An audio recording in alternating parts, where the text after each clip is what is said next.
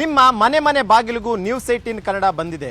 ನಿಮ್ಮ ಸಮಸ್ಯೆಗಳನ್ನ ಕೇಳೋದಕ್ಕೆ, ನಿಮಗೆ ಏನೆಲ್ಲ ಸಮಸ್ಯೆಗಳು ಆಗ್ತಿದೆ ಅನ್ನುವಂಥದ್ದನ್ನ ಆಲಿಸೋದಕ್ಕೆ, ಸಂಬಂಧಪಟ್ಟಂತಹವರಿಗೆ ಆ ಒಂದು ಸಮಸ್ಯೆಗಳ ಬಗ್ಗೆ ತಿಳಿಸೋದಕ್ಕೆ, ನಿಮ್ಮ ಊರಿನಲ್ಲಿ ಆಗಬೇಕಾದಂತಹ ಅಭಿವೃದ್ಧಿಗಳಾಗಿರ್ಬೋದು ಪ್ರತಿಯೊಂದನ್ನು ಕೂಡ ಅಷ್ಟೇ ನಾವು ನಿಮ್ಮ ಮುಂದೆ ಬಂದು ಕೇಳುವಂತಹ ಒಂದು ಕಾರ್ಯಕ್ರಮ.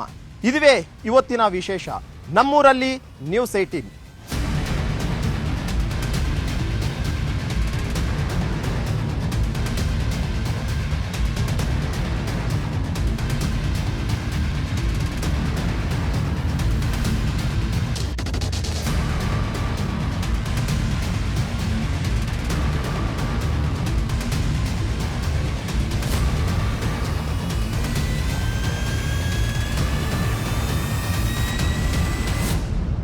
ಈಗ ನಾನು ಮೈಸೂರಿನ ಚಾಮುಂಡಿ ಬೆಟ್ಟದಲ್ಲಿದ್ದೀನಿ. ಈ ಒಂದು ಚಾಮುಂಡಿ ಬೆಟ್ಟಕ್ಕೆ ಪ್ರತಿನಿತ್ಯವೂ ಕೂಡ ಅಷ್ಟೇ ಸಾವಿರಾರು ಸಂಖ್ಯೆಯಲ್ಲಿ ಭಕ್ತಾದಿಗಳು ಕಾಲ್ನಡಿಗೆ ಮೂಲಕ ಹೋಗಿ ತಾಯಿ ಚಾಮುಂಡೇಶ್ವರಿಯ ದರ್ಶನವನ್ನು ಪಡೀತಾರೆ. ಆದರೆ ಇಲ್ಲಿ ಬರುವಂತಹ ಭಕ್ತಾದಿಗಳಿಗೆ ಹಲವು ವರ್ಷಗಳಿಂದಲೂ ಕೂಡ ಅಷ್ಟೇ ಒಂದು ಸಮಸ್ಯೆ ಅನ್ನುವಂಥದ್ದಾಗ್ತಾ ಇದೆ. ಅದು ಶೌಚಾಲಯದ ಸಮಸ್ಯೆ. ಯಾಕಂದ್ರೆ ಭಕ್ತಾದಿಗಳು 1200 ಮೆಟ್ಲನ್ನ ಹತ್ಕೊಂಡು ದೇವಿಯ ದರ್ಶನಕ್ಕೆ ಹೋಗ್ತಾರೆ. ಆದ್ರೆ ಎಲ್ಲಿಯೂ ಕೂಡ ಅಷ್ಟೇ ಯಾವುದೇ ಶೌಚಾಲಯದ ವ್ಯವಸ್ಥೆಯನ್ನು ಕೂಡ ಅಷ್ಟೇ ಮಾಡಿಲ್ಲ. ಇಲ್ಲಿನ ಜಿಲ್ಲಾಡಳಿತ ಆಗಿರ್ಬೋದು, ಇಲ್ಲಿನ ಸಂಸದರಾಗಿರ್ಬೋದು, ಇಲ್ಲಿನ ಶಾಸಕರಾಗಿರ್ಬೋದು, ಯಾರೂ ಕೂಡ ಅದರ ಬಗ್ಗೆ ಗಮನನೇ ಹರಿಸ್ತಿಲ್ಲ. ಸಾರ್ವಜನಿಕರು ಸಾಕಷ್ಟು ಬಾರಿ ಅಧಿಕಾರಿಗಳಿಗೆ ಮನವಿ ಮಾಡಿದ್ರು ಕೂಡ ಅಷ್ಟೇ ಯಾವುದೇ ಪ್ರಯೋಜನ ಆಗಿಲ್ಲ. ಇದರ ಬಗ್ಗೆ ಇಲ್ಲಿನ ಊರಿನ ಜನ ಮಾತನಾಡೋದಕ್ಕೀಗ ನಮ್ಮ ಜೊತೆ ಇದ್ದಾರೆ. ಅವ್ರನ್ನೇ ಕೇಳೋಣ, ಏನೆಲ್ಲ ಸಮಸ್ಯೆಗಳಾಗ್ತಾ ಇದೆ, ಏನೆಲ್ಲ ಸಮಸ್ಯೆಗಳನ್ನ ಬಗೆಹರಿಸುವಂತಲ್ಲಿ ಅವರು ಪ್ರಯತ್ನಗಳನ್ನ ಮಾಡಿದ್ದಾರೆ ಅನ್ನುವಂಥದ್ರ ಬಗ್ಗೆ. ಮೇಡಮ್, ತಾಯಿ ಚಾಮುಂಡೇಶ್ವರ ದರ್ಶನಕ್ಕೆ ಅಂತೇಳಿ ಬೇರೆ ಬೇರೆ ದೇಶಗಳಿಂದನೂ ಕೂಡ ಅಷ್ಟೇ ಸಾಕಷ್ಟು ಸಂಖ್ಯೆಯಲ್ಲಿ ಅಭಿಮಾನಿ ಭಕ್ತಾದಿಗಳು ಬರ್ತಾರೆ.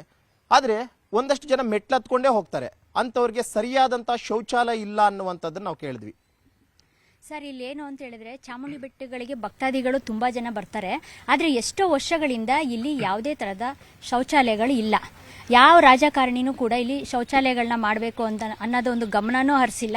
ಮತ್ತೆ ಎಷ್ಟೋ ಸಾರಿ ಪಬ್ಲಿಕ್ ಎಲ್ಲ ಹೇಳಿದ್ರು ಕೂಡ ಅವ್ರು ಯಾವುದೇ ರೀತಿಯಾದಂಥ ತಲೆ ಕೆಡಿಸ್ಕೊಂಡಿಲ್ಲ. ಎಷ್ಟೋ ಜನ ಹೋಗ್ತಾರೆ, ಆದರೆ ಮೇಲ್ಗಡೆ ಇದೆ, ಬಟ್ ಇಲ್ಲಿಂದ ಮೇಲ್ಗಡೆ ತನಕ ಯಾವುದೇ ತರಹದ ಶೌಚಾಲಯಗಳಿಲ್ಲ.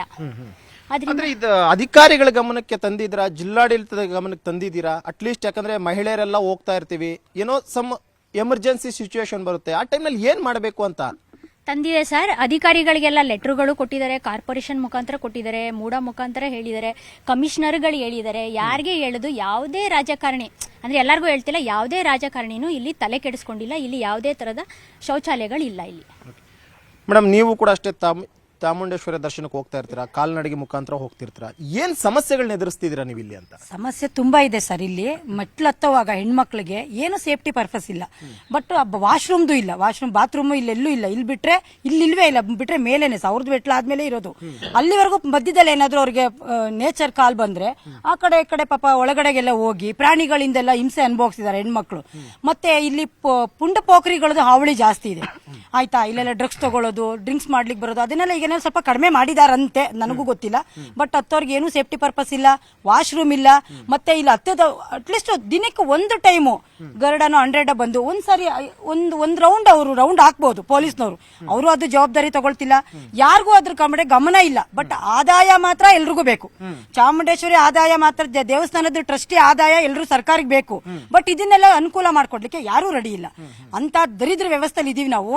ಹಂಗಾಗಿ ನನ್ನ ದಯವಿಟ್ಟು ಕೇಳ್ಕೊಳ್ತೀನಿ, ಈ ಮೆಟ್ಲು ಹತ್ತೋದು ತುಂಬಾ ತುಂಬಾ ಇತಿಹಾಸ. ಮೆಟ್ಲಿಗೆಲ್ಲ ಪೂಜೆ ಮಾಡ್ಕೊಂಡು ಹೆಣ್ಮಕ್ಳು ಹೋಗ್ತಾರೆ, ಅದನ್ನ ನೋಡ್ಲಿಕ್ಕೆ ಒಂದು ಸಂತೋಷ ಆಗುತ್ತೆ. ಆಷಾಢ ಟೈಮಲ್ಲಿ ಅವಾಗ್ಲೂ ಅಷ್ಟೇ ತುಂಬಾ ಸಾವಿರಾರು ಹೆಣ್ಮಕ್ಳು, ತುಂಬಾ ಹೆಣ್ಮಕ್ಳು ಮೇಲೆ ಹತ್ತಾರೆ. ಅವಾಗ್ಲೂ ಹೆಣ್ಮಕ್ಳಿಗೆ ತೊಂದರೆನೇ ಆಗೋದು. ಹಂಗಾಗಿ ನಾವು ಎಲ್ಲರೂ ಕೇಳ್ಕೊಳ್ತಾ ಇರೋದು, ಇಲ್ಲಿ ಆದಷ್ಟು ಬೇಗ ಸರ್ಕಾರ ಈ ಕಡೆ ಗಮನ ಹರಿಸಿ ಶೌಚಾಲಯ ಮಾಡ್ಕೊಡ್ಬೇಕು. ಮತ್ತೆ ಪೊಲೀಸ್ನವರು ದಿನಕ್ಕೆ ಒಂದು ಟೈಮು ಇಲ್ಲಿ ಇದಾಗಬೇಕು. ಏನು ಗರುಡ ಬಂದು ಪೊಲೀಸ್ನವರು ಒಂದ್ಸರಿ ಮೇಲತ್ತು ಹೋಗಿ ಬರ್ಲಿ, ಏನು ತೊಂದರೆ ಇಲ್ಲ, ಹತ್ತು ಬರ್ಲಿ, ಸೇಫ್ಟಿ ಆಗುತ್ತೆ ಹೆಣ್ಮಕ್ಳಿಗೆ. ಯಾಕಂದ್ರೆ ಗಂಡಸರು ಕಡಿಮೆ, ಅವ್ರು ಬೆಳಗ್ಗೆ ಜಾಗಿಂಗ್ ಬಂದು ಹೊಟ್ಟೋಗ್ತಾರೆ. ಇನ್ನು ಮಿಕ್ಕಿ ಟೈಮಲ್ಲಿ ಶುಕ್ರವಾರ ಮಂಗಳವಾರ ಹೆಣ್ಮಕ್ಳೇ ಮೆಟ್ಲು ಪೂಜೆ ಮಾಡ್ಕೊಂಡು ಹೋಗೋದು. ಮತ್ತೆ ಉರುಳು ಸೇವೆ ಮಾಡ್ಕೊಂಡು ಹೋಗೋರು ಇದ್ದಾರೆ ರೀ, ಮಂಡಿ ಸೇವೆ ಮಾಡ್ಕೊಂಡು ಹೋಗಿದ್ದಾರೆ. ತಾಯಿ ಜಗನ್ಮಾತೆ ಎಲ್ರಿಗೂ ಒಳ್ಳೇದು ಮಾಡ್ತಿದ್ದಾಳೆ. ಅದನ್ನೆಲ್ಲ ಮಾಡೋ ಹೆಣ್ಮಕ್ಳಿಗೆ ಇವರು ಸೇಫ್ಟಿ ಪರ್ಪಸ್ ಮಾಡ್ಕೊಡ್ಬೇಕು ಅಂತ ಸರ್ಕಾರಕ್ಕೆ ನಾನು ಒತ್ತಾಯ ಮಾಡ್ತಾ ಇದ್ದೀನಿ. ಇದಾಗ್ಲಿಲ್ಲ ಅಂದ್ರೆ ನಾವು ಖಂಡಿತ ಹೋರಾಟಕ್ಕೆ ಇಳಿತೀವಿ ನಾವು. ಸರಿ, ಸರ್ಕಾರ ಏನು ಅನುದಾನನೇ ಕೊಡ್ಬೇಕಂತಿಲ್ಲ. ಚಾಮುಂಡೇಶ್ವರಿ ದರ್ಶನಕ್ಕೆ ಹೋಗುವಂತವ್ರು ಯಾರಿಗಾದ್ರೂ ಅಭಿಮಾನಿಗಳೇ ಬೇಕಾದ್ರೆ ದುಡ್ಡು ಹಾಕೊಂಡ್ಬಿಟ್ಟು ಟಾಯ್ಲೆಟ್ ಮಾಡ್ಕೊಂತಾರೆ. ಯಾಕೆ ಸರ್ಕಾರ ಇದನ್ನ ಹಿಂದೇಟ್ ಆಗ್ತಿರುವಂತದ್ದು? ಪದೇ ಪದೇ ನೀವು ಪ್ರಪೋಸಲ್ ಕೊಡ್ತೀರಾ, ನಮ್ಗೆ ಟಾಯ್ಲೆಟ್ಸ್ ಮಾಡಿ ಅಂತ ಹೇಳ್ತೀರಾ, ಯಾಕೆ ಸರ್ಕಾರ ಗಮನ ಹರಿಸ್ತಿಲ್ಲ ಅಂತ? ನಮ್ಮ ಸರ್ಕಾರಗಳಿಗೆ ಈ ಒಂದು ಮುಜರಾಯಿ ಇಲಾಖೆಯ ಈ ಒಂದು ದೇವಸ್ಥಾನದ ದುಡ್ಡು ಬೇಕಷ್ಟೇ ಅವ್ರಿಗೆ. ಅವ್ರು ಆ ಕಡೆಯಿಂದ ಇಲ್ಲೇನು ಒಂದು ಮಾಡುವಂತ ಮನಸ್ಸಿಲ್ಲ. ದೇವಸ್ಥಾನದ ದುಡ್ಡು ಮಾತ್ರ ಬೇಕು ಅವ್ರಿಗೆ. ಈ ದೇವಸ್ಥಾನದಲ್ಲಿ ಬರುವಂತ ಭಕ್ತಾದಿಗಳಿಗೆ ಅಥವಾ ಮೆಟ್ಲತ್ತುವಂತ ಭಕ್ತಾದಿಗಳಿಗೆ ಅವ್ರಿಗೆ ಈ ಒಂದು ಶೌಚಾಲಯ ಕಟ್ಟಿಸ್ಬೇಕು ಅಥವಾ ಇನ್ನೊಂದು ಮತ್ತೊಂದು ಮಾಡಬೇಕು ಅಥವಾ ಒಂದೊಂದು ಮಧ್ಯೆ ಮಧ್ಯೆ ಮಂಟಪಗಳನ್ನು ಕೂಡ ಹೊಸದಾಗಿ ಮಾಡಬೇಕು ಕುಂತ್ಕೊಂಡು. ಯಾಕೆಂದ್ರೆ ಯುವಕರು ಡೈರೆಕ್ಟ್ ಹೊರಟೋಗ್ಬಿಡ್ತಾರೆ. ಪಾಪ ವಯಸ್ಸಾದಂಥವ್ರು ಕುಂತ್ಕೊಂಡು ಹತ್ತಬೇಕು. ಆ ಥರ ಮಂಟಪಗಳು ಅಥವಾ ಮತ್ತು ಶೌಚಾಲಯ ಮತ್ತು ದಾರಿ ಎಲ್ಲ ಕುಸ್ತೋಗಿ ಅದನ್ನೆಲ್ಲ ಅದು ಮಾಡಿಸೋದು ಯಾರು ಹೊಣೆ? ಸರ್ಕಾರದ ಹೊಣೆ ಅಲ್ವಾ? ದೇವಸ್ಥಾನದ ದುಡ್ಡು ಮಾತ್ರ ಬೇಕು, ಅದನ್ನ ಮಾಡಿಸೋದಿಲ್ಲ ಅಂತಂದ್ರೆ ಅರ್ಥ ಏನು? ತುಂಬಾ ಸಮಸ್ಯೆಗಳ ಬಗ್ಗೆ ಹೇಳ್ತಾ ಇದ್ದೀರಾ ನೀವು. ಚಾಮುಂಡಿ ಬೆಟ್ಟಕ್ಕೆ ಬರುವಂತ ಭಕ್ತಾದಿಗಳಿಂದ ಹಿಡಿದು ಚಾಮುಂಡಿ ಬೆಟ್ಟದಲ್ಲಾಗುವಂಥದ್ದು ಕೂಡ ಒಂದಷ್ಟು ಸಮಸ್ಯೆಗಳಿದೆ. ನೀವು ಸ್ಥಳೀಯರಾಗಿ ಏನೆಲ್ಲ ವ್ಯವಸ್ಥೆನ ಬದಲಾಯಿಸುವಂತ ಏನು ಪ್ರಯತ್ನಗಳು ಮಾಡಿದ್ದೀರಾ ಅಂತ? ನಾವು ಸುಮಾರಷ್ಟು ಮನವಿಗಳು ಹೇಳಿ ಇಲ್ಲಿ ಸಾರ್ವಜನಿಕರೆಲ್ಲ ಬಹಳ ಹೇಳಿದ್ದಾರೆ. ಈ ಮೈಸೂರು ಚಾಮುಂಡಿ ಬೆಟ್ಟ ಏನಿದೆ, ಮೈಸೂರು ಸಂಸ್ಥಾನದ ಅಧಿದೇವತೆ ತಾಯಿ ಚಾಮುಂಡೇಶ್ವರಿ ದೇವಿ. ಈ ತಾಯಿ ಚಾಮುಂಡೇಶ್ವರಿ ದೇವಿನ ಒಂದು 300 ವರ್ಷಗಳಿಂದ ಮುಮ್ಮಡಿ ಕೃಷ್ಣರಾಜ ಒಡೆಯರು, ನೀವು ನೋಡಿರ್ಬೋದು, ದೇವಸ್ಥಾನದ ಗರ್ಭಗುಡಿ ಒಳಗಡೆ ಅವರ ಪ್ರತಿಮೆನೂ ಸಹ ಇದೆ. ಅವರು ಬಹಳ ಹೆಚ್ಚು ಅಭಿವೃದ್ಧಿಯನ್ನು ಪಡಿಸಿ ಬಹಳ ಪ್ರಚಲಿತಕ್ಕೆ ತಂದಂತ ಅವರು. ಜೊತೆಗೆ ಶಕ್ತಿಪೀಠಗಳಲ್ಲಿ ಒಂದು ನಮ್ಮ ತಾಯಿ ಚಾಮುಂಡೇಶ್ವರಿ, 9 ಶಕ್ತಿಪೀಠಗಳಲ್ಲಿ ದೇಶದಲ್ಲಿ. ಇಲ್ಲಿ ದಿನ ಬೆಟ್ಟ ಮೆಟ್ಲತ್ತವ್ರಿಗೆ ಏನಾಗ್ತಿದೆ, ಇಲ್ಲಿ ಸರಿಯಾದ ಶೌಚಾಲಯದ ವ್ಯವಸ್ಥೆ ಅಲ್ಲ ಮೊದಲನೇದಾಗಿ. ಮತ್ತೆ ಯಾರಿಗಾರ ಸುಸ್ತಾಯ್ತು ಆಯಸ್ಸಾಯ್ತು ಅಂತ ಕೂತ್ಕೊಳ್ಳಿಕ್ಕೆ ಒಂದಷ್ಟು ಚೇರ್ಗಳ ವ್ಯವಸ್ಥೆ ಮಾಡಬೇಕು, ಮಧ್ಯ ಕೂತ್ಕೊಂಡು ರೆಸ್ಟ್ ತಗೊಳ್ಳುವಾಗೆ.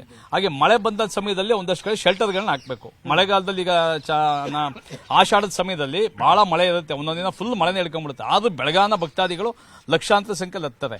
ಅಂತವ್ರಿಗೆ ಮೇಲೆ ಹೋಗ್ಲಿಕ್ಕೆ ಒಂದು ಚಾವಣಿ ವ್ಯವಸ್ಥೆ ಬೇಕು. ಜೊತೆಗೆ ಎಲ್ಲದಕ್ಕಿಂತ ಮುಖ್ಯವಾಗಿ ಮಧ್ಯೆ ಹಿಡ್ಕೊಂಡು ಹೋಗೋಕೆ ತಿರುಪತಿ ಮಾದರಿನಲ್ಲಿ ಇಲ್ಲಿ ಬೆಟ್ಟ 600 ಮೆಟ್ಲ ತನಕ ಬಹಳ ಕಡಿದಿದೆ ಮೆಟ್ಲುಗಳು. ಹಿಡ್ಕೊಂಡು ಹೋಗೋಕೆ ಒಂದು ಹ್ಯಾಂಡ್ಲ್ ವ್ಯವಸ್ಥೆ, ಮಧ್ಯ ಒಂದು ಡಿವೈಡರ್ ಮಾಡಿ ಆ ಕಡೆ ಈ ಕಡೆಗೆ, ಮಧ್ಯ ಒಂದು ಕಬ್ಬಣದ್ದು ರೈಲಿಂಗ್ಸ್ ತರ ಹಾಕಿದ್ರೆ ಹಿಡ್ಕೊಂಡು ಹೋಗಕ್ಕೆ ಅನುಕೂಲ ಆಗುತ್ತೆ. ವಯಸ್ಸಾದವ್ರಿಗೆಲ್ಲ ತುಂಬಾ ಅನುಕೂಲ ಆಗುತ್ತೆ. ಅದಂತೂ ಕಡ್ಡಾಯವಾಗಿ ಏನ್ ಮಾಡ್ಲಿಲ್ಲ ಅಂದ್ರೆ ಫಸ್ಟ್ ಮೆಟ್ಲು ಇಟ್ಕೊಂಡು ಹೋಗಕ್ಕೆ ಮಧ್ಯ ಒಂದು ಇದನ್ನ ಹಾಕಿದ್ರೆ, ಅವರು ಕಂಬಿ ಹಾಕಿದ್ರೆ ಖಂಡಿತ ಅದು ಇಟ್ಕೊಂಡು ಹೊತ್ಬೋದು. ಜೊತೆಗೆ ನಂದಿ ಇದೆ, ನಮ್ಮ ತಾಯಿ ಚಾಮುಂಡೇಶ್ವರಿ ಬೆಟ್ಟದಲ್ಲಿ ನಂದಿ ಇದೆ. ನಂದಿ ಇದರಲ್ಲಿ ಭೂ ಕುಸಿತ ಆಗಿ 5 ವರ್ಷ ಆದ್ರೂ ಸಹ ಅಲ್ಲಿಗೆ ಹೋಗಕ್ಕೆ ರಸ್ತೆಗೆ ಕಾಮಗಾರಿನ ಅವಾಗ ಎಲ್ಲ ಜಿಲ್ಲಾ ಆಡಳಿತದ ವತಿಯಿಂದ ಮಸ್ತ್ ಉಸ್ತುವಾರಿ ಸಚಿವರೆಲ್ಲ 5 ವರ್ಷದಿಂದನೇ ಭೇಟಿ ಕೊಟ್ಟು ನಾವು ಒಂದು 6 ತಿಂಗಳಲ್ಲೇ ಮಾಡ್ಬಿಡ್ತೀವಿ ಅಂತಂದ್ರು. ಆದ್ರೆ ಇನ್ನೂ ಸಹ 5 ವರ್ಷ ಆದ್ರೂ ಸಹ ಇನ್ನೂ ಅದು ಆ ರಸ್ತೆನೇ ಆಗಿಲ್ಲ, ಕಾಮಗಾರಿನೇ ಆಗಿಲ್ಲ. ಓಟ್ ಹಾಕಕ್ಕಾದ್ರೆ ಮನೆ ಹತ್ರ ಅವರೇ ಬರ್ತಾರೆ ಹುಡುಕೊಂಡು, ನೀವೇನು ಅವ್ರ ಹತ್ರ ಹೋಗ್ಬೇಕಾಗಿಲ್ಲ. ಆ ಟೈಮ್ ನಲ್ಲಿ ಏನ್ ಕೇಳಲ್ವಾ, ಯಾಕೆ ಇದ್ ಮಾಡಲ್ಲ, ಇದ್ ಮಾಡ? ಈಗ ಏನಾಗಿದೆ ಅಂದರೆ, ಸುಮಾರು 230 ವರ್ಷಗಳ ಹಿಂದೆ ಮೈಸೂರು ಸಂಸ್ಥಾನವನ್ನು ಆಳ್ತಿರ್ತಕ್ಕಂಥವರು ಟಿಪ್ಪು ಸುಲ್ತಾನ್. ಅದ ನಂತರ ಮೈಸೂರು ಒಡೆಯರು ಕಾಲಿಡ್ತಾರೆ. ಮೈಸೂರು ಒಡೆಯರು ಬಂದಾಗ ಏನು ಅಭಿವೃದ್ಧಿಯನ್ನು ಮಾಡಿದ್ರು, 70-80 ವರ್ಷ ನಮ್ಮನ್ನು ಆಳಿದ್ರು ನಮ್ಮ ಕರ್ನಾಟಕದಲ್ಲಿ. ಅವ್ರು ಯಾರೂ ₹1 ಖರ್ಚು ಮಾಡಲಿಲ್ಲ, ₹1 ಅನುಕೂಲವನ್ನು ಜನಗಳಿಗೆ ಮಾಡಿಲ್ಲ. ಇಲ್ಲೇನಾಗಿದೆ ಅಂದರೆ, ಅವರು ಒಡೆಯರು ಮಾಡಿದಕ್ಕಂಥ ಈ ರೋಡ್ ಇರ್ಬೋದು, ಬಟ್ ಮೆಟ್ಲುಗಳಿರ್ಬೋದು, ಸಾಲು ಮರಗಳಿರ್ಬೋದು, ಅದೆಲ್ಲ ಒಡೆಯರ್ ಕಾಲದಲ್ಲಾಗಿದೆ. ನಮ್ಮನ್ನು ಆಳ್ದಂತ 75 ವರ್ಷ ಆಳಿದ್ರಲ್ಲ ಸರ್ಕಾರ ರಚನೆ ಮಾಡಿಕೊಂಡು ಸ್ವಾತಂತ್ರ್ಯ ಬಂದ ಮೇಲೆ, ಅವರು ₹1 ಬೆಟ್ಟಕ್ಕೋಸ್ಕರ ಕೆಲಸ ಮಾಡಲಿಲ್ಲ. ಇತ್ತೀಚೆಗೆ ತಾನೇ ಹೊರಟಿದ್ದಾರೆ, ಪ್ರಾಧಿಕಾರ ಮಾಡಬೇಕು ನಾವು ಚಾಮುಂಡಿ ಬೆಟ್ಟನ. ಯಾತಿಗೆ ಪ್ರಾಧಿಕಾರ ಮಾಡಬೇಕು? ಗ್ರಾಮ ಪಂಚಾಯತ್ ಇರ್ತಕ್ಕಂಥ ಅಧೀನದಲ್ಲಿ ಇರ್ತಕ್ಕಂಥದ್ದನ್ನ ಬೇರ್ಪಡಿಸಿ ಇವರು ಪ್ರಾಧಿಕಾರಕ್ಕೆ ಮಾಡಿದ್ರೆ ಇವ್ರು ಇಷ್ಟ ಬಂದಾಗ ಪ್ರಾಧಿಕಾರದ ನಡ್ಸ್ಕೊಂಡು ಹೋಗ್ಬೋದು. ಅದಕ್ಕೆ ಒಬ್ಬ IAS ಬರ್ತಾನೆ, ಒಬ್ಬ ಚೇರ್ಮನ್ ಬರ್ತಾನೆ, ಅವರ ಚೇಲಾಗಳು ಒಂದು 20 ಜನ ಚೇಲಾಗಳು ಸೇರ್ಕೋತಾರೆ. ಅದಕ್ಕೆಲ್ಲ ಎಲ್ಲಿಂದ ದುಡ್ಡು ಬರ್ತದೆ? ನಮ್ಮಲ್ಲಿ ಭಕ್ತರು ನೀಡ್ತಕ್ಕಂಥದ್ದು ಕೋಟಿ ದುಡ್ಡು ಬರ್ತಾ ಇದೆ ನಮ್ಮ ಯಾವ ಚಾಮುಂಡಿ ಬೆಟ್ಟಕ್ಕೆ. ಅದನ್ನ ಉಪಯೋಗಿಸ್ಕೋಬೇಕಾಗಿದ್ದು ಯಾರು? ಅದಕ್ಕೆ ಸಂಬಂಧಪಟ್ಟಂತ ಗ್ರಾಮ ಪಂಚಾಯತಿ ಏನಿದೆ ಅವರಿಗೆ ಅಧಿಕಾರ ಕೊಡಬೇಕು. ಇವ್ರು ಕೊಡ್ತಾ ಇಲ್ಲ. ಮುಜರಾಯಿ ಇಲಾಖೆ ಹಿಂದೆ ನನ್ನ ಸ್ನೇಹಿತರೊಬ್ಬರು ರುದ್ರಪ್ಪ ಲಂಬಾಣಿ ಅಂತ ಅಂದ್ರು, ಆವಾಗ್ಲೂ ನಾನು ಪ್ರಸ್ತಾಪ ಮಾಡಿದ್ದೀನಿ. ಈಗಲ್ಲ, ಅವರು ಮಿನಿಸ್ಟರ್ ಆಗಿದ್ರು, ಮುಜರಾಯಿ ಇಲಾಖೆ ಮಿನಿಸ್ಟರ್ ಆಗಿದ್ರು ರುದ್ರಪ್ಪ ಲಂಬಾಣಿ ಅಂದ್ಬಿಟ್ಟು. ಆವಾಗ್ಲೂ ನಾನು ಇದೇ ತರ ಪ್ರಸ್ತಾಪ ಮಾಡಿದೆ. ಅದಾದ ಮೇಲೆ ಅನೇಕ ಮಂತ್ರಿಗಳಾದ್ರು ಇಲ್ಲಿ ಮೈಸೂರು ಸಂಸ್ಥಾನದಲ್ಲಿ, ಮೈಸೂರು ನಗರದಲ್ಲಿ, ಮೈಸೂರು ಜಿಲ್ಲೆನಲ್ಲಿ ಮಂತ್ರಿಗಳು, ಅವರೆಲ್ಲರೂ ಈಗಲೂ ಬರ್ತಾರೆ, ಹೋಯ್ತಾರೆ. ₹1 ಕೆಲಸ ಮಾಡ್ತಾ ಇಲ್ಲ. ಚಿರತೆ ಇದೆ ಅಂತ ಇರ್ತಾರೆ, ಏನು ಪ್ರಿಕಾಷನ್ಸ್ ಇಲ್ವಲ್ಲ? ಈಗ ನಡ್ಕೊಂಡು ಹೋಗ್ತಾ ಇರ್ತಾರೆ, ಅಟ್ಯಾಕ್ ಮಾಡ್ಬಿಟ್ಟು ಸಡನ್ ಆಗ್ಬಿಟ್ಟು. ಅದು ನೋಡಿ ಸರ್, ನಾವು ಪ್ರಾಣಿಗಳು ನಾವು ಬರ್ತಾ ಇದೀವಿ ಅಂತ ಅದೇನು ಬರೋದಿಲ್ಲ. ಅವು ಸ್ವತಂತ್ರವಾಗಿ ಓಡಾಡಲೇಬೇಕಲ್ಲ ಪ್ರಾಣಿಗಳು. ಅವು ಹೋಗೋ ಟೈಮಲ್ಲಿ ನಾವು ಬಂದಾಗ ಅವು ಕೆಲವು ಅವೇ ಎದುರು ಹೋಗ್ತವೆ. ನಾವು ಎದುರಿಗೆ ಸಿಕ್ಕಿದಾಗ ಅವು ಹೆದರಿಕೆ ಬಂದು ಅವು ನಮ್ಮನ್ನು ಅಟ್ಯಾಕ್ ಮಾಡೋ ಪರಿಸ್ಥಿತಿ ಬರುತ್ತೆ ಹೊರತು ಇದುವರೆಗೂ ಇಲ್ಲಿ ಪ್ರಾಣಿಗಳಿಂದ ಜನ ಸತ್ತಿದ್ದಾರೆ ಅನ್ನೋದಿಲ್ಲ. ಆಯ್ತೆ, ಇಲ್ಲಿ ನಾನು ಒಂದು ಪ್ರಿಕಾಷನ್ಸ್ ಅಂತ ಬೇಕಲ್ಲ. ಒಂದ್ ವೇಳೆ ಏನಾದ್ರೂ ಆಯ್ತು ಅಟ್ಯಾಕ್ ಮಾಡ್ತು ಅನ್ಕೊಳ್ಳಿ, ಅವಾಗ ಏನಾದ್ರೂ ಈಗ ಮೆಟ್ಲು ಹತ್ಕೊಂಡು ಹೋಗ್ತಿರ್ತಾರೆ. ಏನಾಗಿದೆ ಅಂದ್ರೆ ಸಾಮಾನ್ಯ ರಾತ್ರಿ 7 ಗಂಟೆ ಮೇಲೆ ಯಾರು ಬೆಟ್ಟ ಹತ್ತಲ್ಲ. ಮೊದ್ಲಾದ್ರೆ ಪ್ರತಿ ಒಬ್ರು ಬೆಟ್ಟ ಹತ್ತಿನೇ ಹೋಗ್ತಿದ್ರು ಬರ್ತಿದ್ರು. ಬಸ್ ಸೌಕರ್ಯಗಳು ಕಮ್ಮಿ ಇತ್ತು, ರೋಡ್ಗಳು ಸ್ವಲ್ಪ ಇರ್ಲಿಲ್ಲ. ಈಗೇನಾಗಿದೆ, ಎಲ್ಲ VIP ಗಳು, ಎಲ್ಲ ದೊಡ್ಡ ದೊಡ್ಡ ರಾಜಕೀಯ ವ್ಯಕ್ತಿಗಳು ಓಡೋದ್ರಿಂದ ಅವ್ರಿಗೆ ಅನುಕೂಲತೆ ಬೇಕು ಅಂತೇಳಿ ಎಲ್ಲ AC ಕಾರ್ಗಳಲ್ಲಿ ಹೋಗ್ತಾರೆ. ತಾಯಿ ಹತ್ರ ಮಾಡಿದ್ದ ಪಾಪ ಕರ್ಮನೆಲ್ಲ ಕಳೆದು ಬಿಡು ಅಂತಾರೆ. ಅವ್ರು ಮಾಡಿದ್ದ ಕೆಟ್ಟ ಚೆನ್ನಾಗಳನ್ನೆಲ್ಲ ಹೋಗ್ಲಾಡ್ಸ್ಬಿಡಮ್ಮ ತಾಯಿ ಅನ್ಬಿಟ್ಟು ಹೋಗ್ಬಿಟ್ಟು 500 ರೂಪಾಯಿ ಜನಕ್ಕೆ ಕಾಣಂಗೆ ಮಂಗಳಾರತಿ ಕಾಸು ಹಾಕ್ಬಿಡ್ತಾರೆ. ಇಲ್ಲಿ ಬೆಟ್ಟ ಹತ್ಕೊಂಡು ವಯಸ್ಸಾಗಿರೋರು ಬಡವರು ಏನಂದ್ರೆ ಹರಕೆಗಳು ಇರ್ತದೆ ಜನಗಳಲ್ಲಿ. ನಮ್ಮಲ್ಲಿ ಹರಕೆ ಅನ್ನೋದು ಏನಂದ್ರೆ ಶ್ರಾವಣ ಮಾಸಗಳಲ್ಲಿ ಆಷಾಢ ಮಾಸದಲ್ಲಿ ಹೆಂಗಸುಗಳು ಮಕ್ಕಳುಗಳು ಮದುವೆ ಆಗಂತವ್ರು ಇವರೆಲ್ಲ ಹರಿಸ್ಕೋತಾರೆ. ತಾಯಿ ನನಗೊಂದು ಒಳ್ಳೆ ದಾರಿ ತೋರಿಸು ಅಂತೇಳಿ ಒಂದೊಂದು ಮೆಟ್ಲಿಗೂ ಅರಿಶಿನ ಕುಂಕುಮ ಹಾಕೊಂಡು ಪೂಜೆ ಮಾಡ್ತಾರೆ. ಅವ್ರು ಬಗ್ಗಿ ಹೋಗ್ಬೇಕು ಅಂದಾಗ ಎಷ್ಟು ತೊಂದರೆ ಆಗ್ಬೋದು. ಅದೇ ನಿಮ್ಗಳಿಗೆ ಹೋಗ್ಬೇಕು ಅಂದ್ರೆ ನೀವು ಯಾವ್ದಾದ್ರು ದೊಡ್ಡ ಲಿಫ್ಟಲ್ಲೋ ಇಲ್ಲ ಯಾರೋ ಪಕ್ಕದಲ್ಲಿ ಇಬ್ಬರು ಹಿಡ್ಕೊಂಡು ಹೋಗ್ಬಿಡ್ತೀರಾ. ವಯಸ್ಸಾದ್ಮೇಲೆ ಅವ್ರಿಗೂ ಅದೇ ಪರಿಸ್ಥಿತಿ ಬರುತ್ತಲ್ವಾ, ಅದೊಂದು ಮಾಡಬೇಕು. ಅದೇ ನಮ್ಮ ತೇಜಸ್ ಕೋಟ್ ಹೇಳ್ದಂಗೆ ಮಧ್ಯದಲ್ಲಿ ಪೈಪ್ ಸಿಸ್ಟಮ್ ಈ ಕಡೆಯಿಂದ ಹೋಗೋಂಗೆ. ಯಾಕೆಂದ್ರೆ ಸುಮಾರು ಚಿಕ್ಕ ಸಣ್ಣ ಪುಟ್ಟ ಬೆಟ್ಟಗಳಲ್ಲೆಲ್ಲ ಇದೆ, ಇದು ನಮ್ಮಲ್ಲಿಲ್ಲ. ಈ ಚಾಮುಂಡಿ ಬೆಟ್ಟ ನಾನು ನೋಡ್ದಂಗೆ 45 ವರ್ಷದಿಂದ ನೋಡ್ತಾ ಇದ್ದೀನಿ. ಇಲ್ಲಿ ಆಟ ಆಡಿ ಬಂದು ಬೆಳೆದಿರೋ ನಾನು.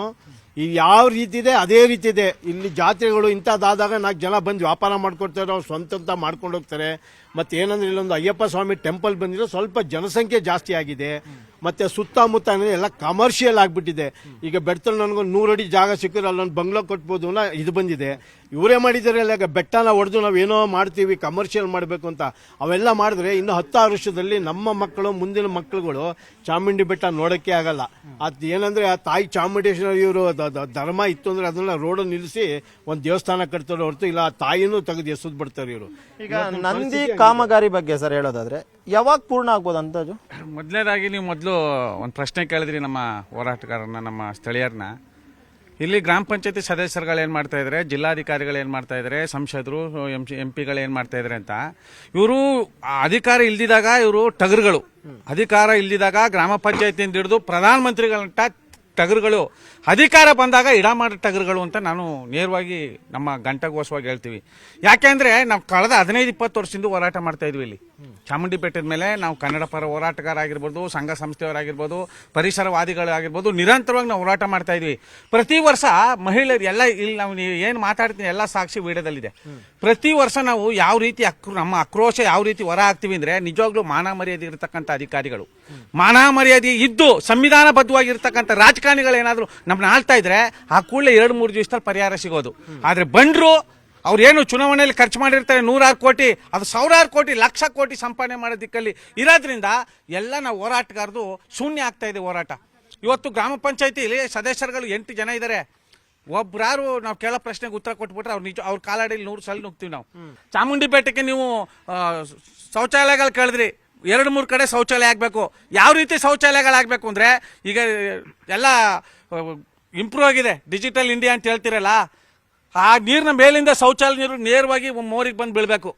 ಆ ಮಟ್ಟಕ್ಕೆ 3 ಶೌಚಾಲಯ ಮಾಡಿ, ಒಂದು 4-5 ಕಡೆ ಕುಡಿಯೋ ನೀರು ಮಾಡಿ ಅಂತ ಬಾಯಿಗೆ ಬಂದಂಗೆ ಬೈದಿದ್ವಿ ನಾವು.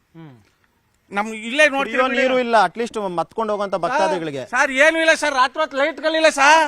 ಈಗ ಹೇಳಿದ್ರು ನಮ್ಮ ಸ್ನೇಹಿತರು ಕಂಬಿ ಇಲ್ಲ, ಇವ್ರೆಲ್ಲ ಅಯೋಗ್ಯರು ಸರ್. ಇವರು ನಡ್ರಿ ಸರ್, ಯಾರ ಹತ್ರ ನೇರವಾಗಿ ಪ್ರಶ್ನೆ ಮಾಡಿ ಸರ್. ನಾನು ಕೇಳೋ ಪ್ರಶ್ನೆಗೆ ಉತ್ತರ ಕೊಟ್ಬಿಟ್ರೆ ನಿಮ್ ಕಾಲದಲ್ಲಿ 100 ಸಲ ನುಗ್ತೀನಿ. ಯಾರೇ ಅಧಿಕಾರಿಗಳ ಹತ್ರ 100 ಸತಿ ನಮ್ಮ ಮಾತು 100 ಸತಿ ಅವ್ರ ಕಾಲಡಿಯಲ್ಲಿ ನುಗ್ಬಿಡ್ತೀನಿ. ಅಯೋಗ್ಯರು ಸರ್ ಇವ್ರು, ಯಾರು ಅಯೋಗ್ಯರ ಸರ್, ಯಾರೂ ಪ್ರಾಮಾಣಿಕವಾಗಿ ಕೆಲಸ ಮಾಡಲ್ಲ.